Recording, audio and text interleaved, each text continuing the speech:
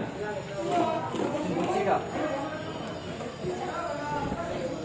Kaya pupunta kita dito kasi may bibigay akong misyon at sa grupo mong lawin. Ano po yun, General? Kailangan natin madakip si Abdul Idgar na isang leader sa Abu Sayyaf. Yes, General. Ako na po ang bahala sa mga aking grupo. Kailangan natin madakip si Abdul Idgar at ang kanyang grupo sa lalong madaling panahon. Sir, yes, sir. Bibigay ko na lang sa inyo ang location kung saan sila matatagpuan. Yes, General.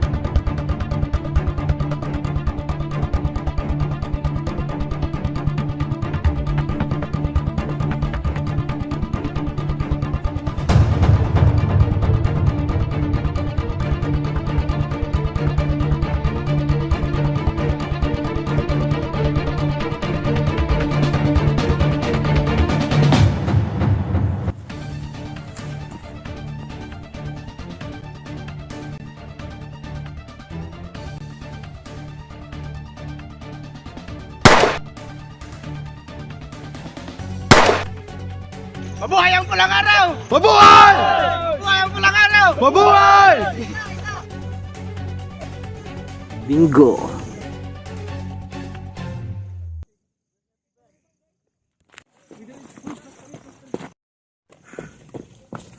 Captain Punsiga, nakita ko ng kuta ng mga kalaban. Umanda kayo. At siguro na natin mahuli natin si Abdul Idgar. Buhay man o patay.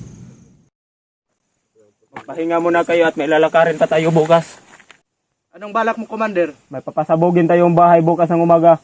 Bakit? Anong atraso ng may-ari ng bahay na yon? Ang may-ari ng bahay na yon ay isang korap na politiko, kaya kailangan niyang managot.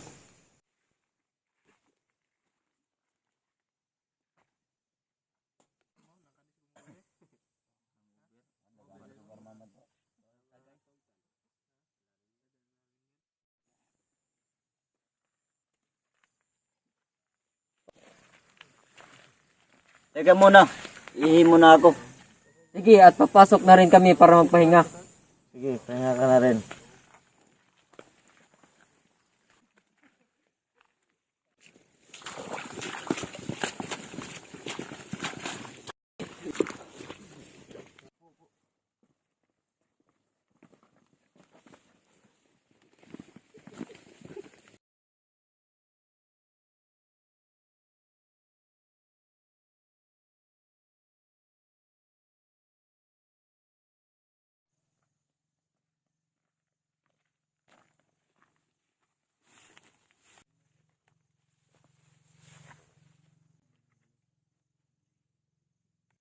May mga kalaban!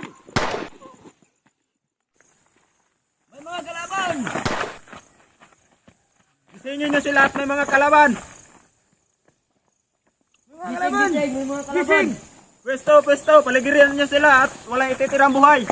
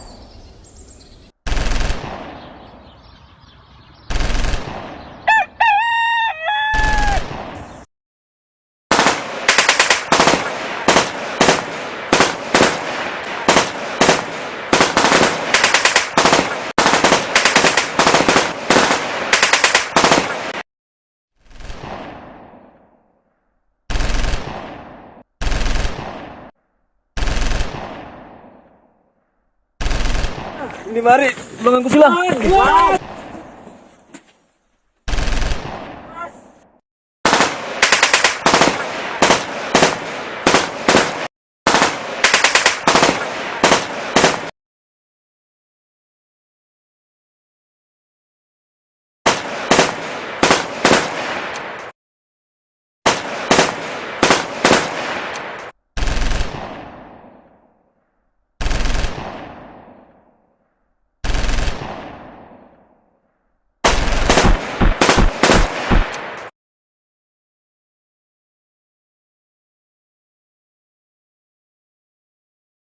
Siguro nakakalayo na tayo.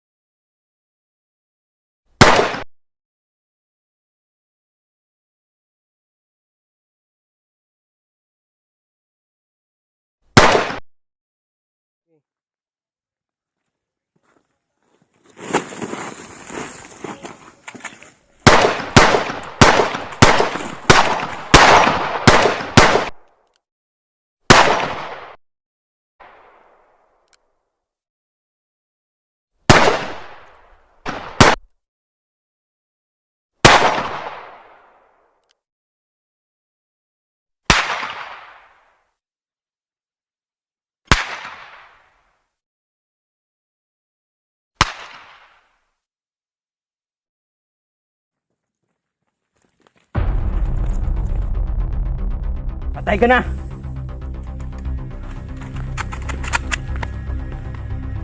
Haha, alam mo bang pwede kita patayin ngayon? Pero hindi ko yun gagawin dahil tumakit na kasi rapatan.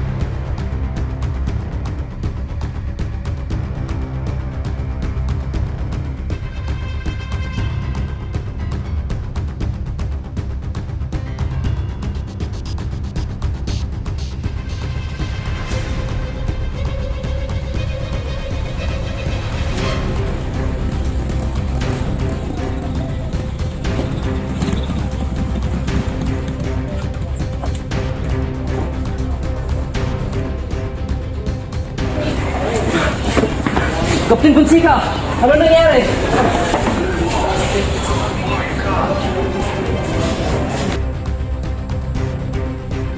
Mga kapuso, pinuruan sa ulo, sa leeg at sa dibdib ang karamihan doon sa mga SAP na napatay sa Mamasapano, sa Maguindanao.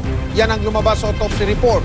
Posibleng tinanggalan pa nga ng bulletproof vest ang ilan sa mga komando para barilin sila sa katawan. Nakatutok si John Consulta. Eksklusibo. My men, I tell you, buhay na buhay yan. Hindi nyo man lang pinauwi. Kasama ng kanyang mga anak. Ito ang madamdaming pahayag ni PNP OIC Deputy Director General Leonardo Espina noong pagdinig sa Kamara noong Miyerkules sa sinapit ng kanyang mga staff commando na namatay sa Mamasapalo, Maguindanao noong January 25. Mga kasagutan daw ang hanap ni Espina dahil malabas daw sa medical legal report na tinuluyan ng ilang staff commando.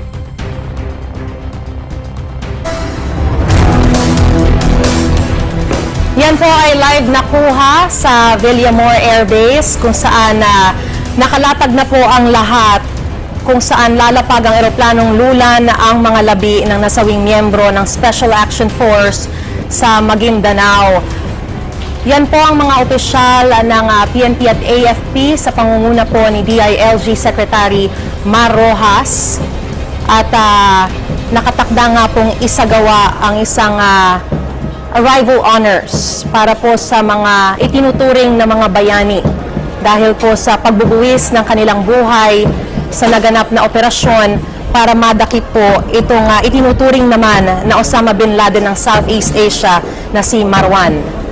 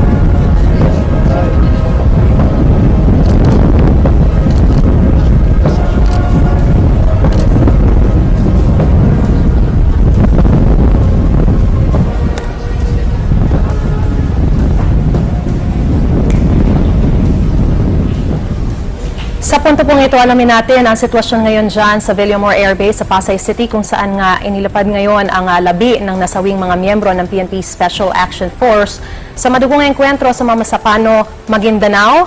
At ngayon nga ibinababa na itong mga labi ng 42 mga pulis. Makakausap po natin sa pamamagitan ng telepono si Lay Alves. Lay? Yes, Marie. Around 10 a.m. dito sa Villamor Air Base, itong tatlong C-130 na may lulan nga ng mga labi ng 42 staff members na namatay sa Maguindanao. At ngayon nga ay isa-isa nang ina-unload yung mga metal caskets na nakabalot sa ating bandila.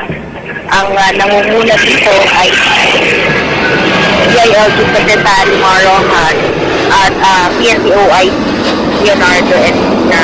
Maris, kapansin, no, at nadidinig natin kahit medyo malayo tayo dun sa grandstand kung saan naroon yung mga pamilya nitong mga staff members. Nadidinig natin dito yung malalakas na iyak at pagdadalamhati ng mga pamilya. So nung dumating yung mga eroplano at huminto na at ina-unload na nga itong mga metal casket, ay doon natin nasimulang doon sila nagsimulang mag-iyakan.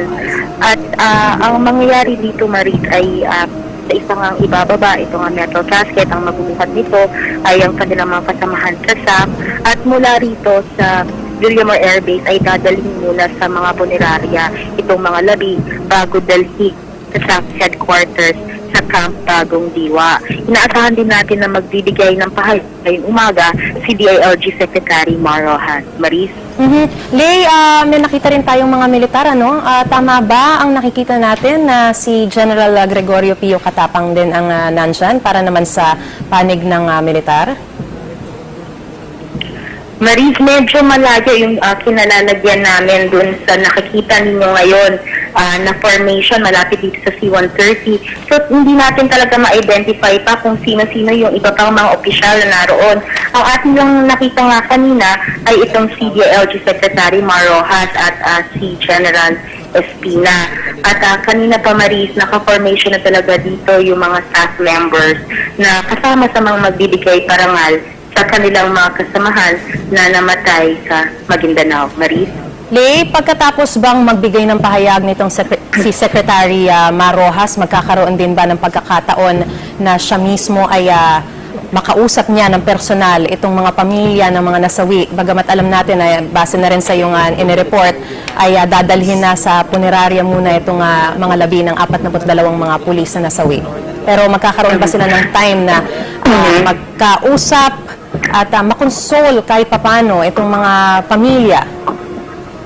Pero sumaasa tayo na magkakaroon nga rin ng pagkakataon yung mga pamilya na makausap itong mga opisyal, bagamat wala yan doon sa formal program na ating natanggap.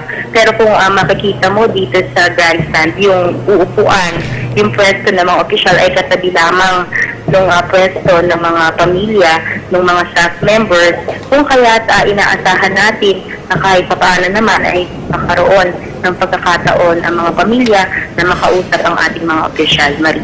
Base na rin sa yung iniulat, Lay, no, na rinig yung pagtangis nitong mga pamilya, na lalo na nung lumapag na itong C-130 cargo plane dyan sa Villamor Air Base na naghatid sa mga labi ng mga nasawing mga pulis o PNP staff. Pero nagkaroon ba kayo ng pagkakataon na makausap sila at malaman yung kanilang reaksyon dun sa naging payag ni Pangulong Noynoy Aquino kagabi, kaugnay nga din sa naganap na operasyon, itong tinatawag na Oplan Wolverine? Yes, Maris. Bali ang ating kasamahan na si Salima Refran, yung talagang nagkaroon ng pagkakataon na makausap itong marami sa mga pamilya.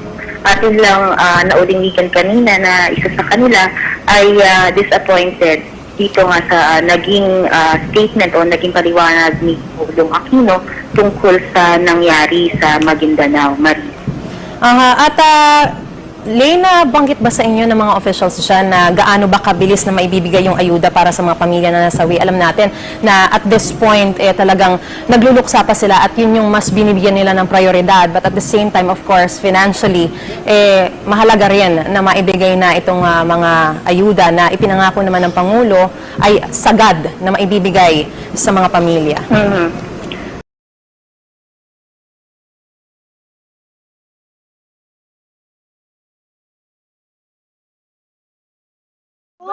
Sige. Hilom na mo eh. Pagkuhan po, Dursos, magsulti pag nag-video na ka. Mana nag-video na ako. Camera action ba? Diba, pagsulti ba? Lights.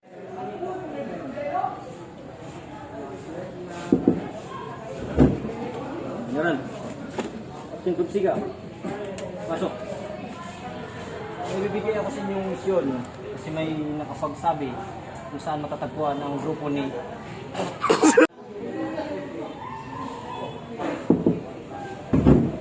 General.